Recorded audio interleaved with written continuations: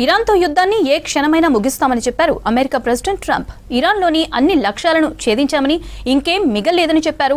హర్ముజ్లో భారత్కి చెందిన 28 నౌకలు ఉన్నట్టు తెలిపింది కేంద్ర ప్రభుత్వం. పశ్చిమాసియా యుద్ధంతో రష్యాకు మేలు జరుగుతోందని ఆరోపించారు యూరోపియన్ యూనియన్ లీడర్లు.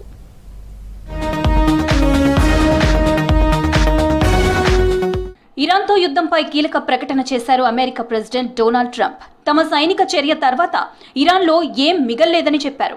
అణు కేంద్రాలు, బాలిస్టిక్ మిసైల్ స్థావరాలు, సైనిక క్యాంపులు పూర్తిగా ధ్వంసం చేశామని తెలిపారు. ఇజ్రాయెల్తో కలిసి చేసిన దాడిలో అన్ని లక్ష్యాలను సాధించామని చెప్పారు. ఏ క్షణమైనా ఇరాన్తో యుద్ధాన్ని ఆపేస్తామని ప్రకటించారు ట్రంప్.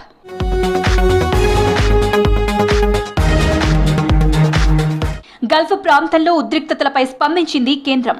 ప్రస్తుతం పర్షియన్ గల్ఫ్ ప్రాంతంలో భారత జెండాతో ఉన్న 28 నౌకలు ఉన్నట్లు తెలిపింది.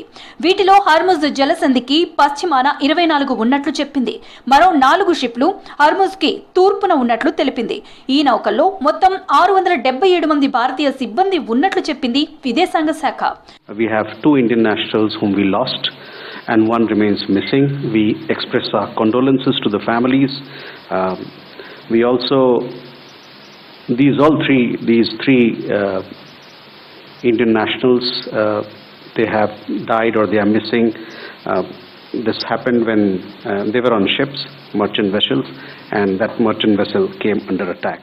పశ్చిమాసియా యుద్ధంతో యూరప్కు తీవ్ర నష్టం జరుగుతోందన్నారు European union commission president Ursula von der Leyen. Hormuz జలసంధి క్లోజ్ కావడంతో మళ్లీ రష్యా ఆయిల్ కి ప్రపంచ వ్యాప్తంగా డిమాండ్ పెరిగిందని చెప్పారు. ఇది రష్యాకి ఆర్థికంగా మేలు చేస్తుందన్నారు. రష్యాపై ఆంక్షలు సడలించడం అంటే యూరప్ ను ప్రమాదంలోకి నెట్టినట్లే అన్నారు ఉర్సులా వాన్ డెర్. గల్ఫ్ యుద్ధంతో ప్రపంచ దేశాలన్నీ చమురు, గ్యాస్ కొరతపై ఫోకస్ పెట్టాయి. ప్రస్తుత కొరతను అధిగమించేందుకు పెంచిన ధరలను కంట్రోల్ చేయడానికి వ్యూహాత్మక చమురు రిజర్వ్ను విడుదల చేసింది జపాన్. మరోవైపు జర్మనీ కూడా ఆయిల్ సప్లైకి ఎమర్జెన్సీ ఫండ్స్ వాడుతున్నట్లు ప్రకటించింది. అటు ఇరాన్లో ఉద్రిక్తతలతో టెహ్రాన్లోని ఎంబసీని మూసేసింది స్విట్జర్లాండ్.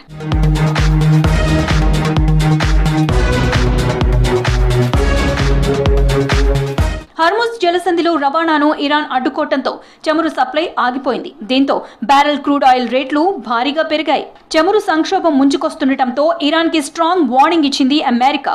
హార్ముజ్ లో రవాణాను అడ్డుకుంటే తీవ్ర పరిణామాలు ఎదుర్కోవాల్సి వస్తోందని మరోసారి హెచ్చరించింది.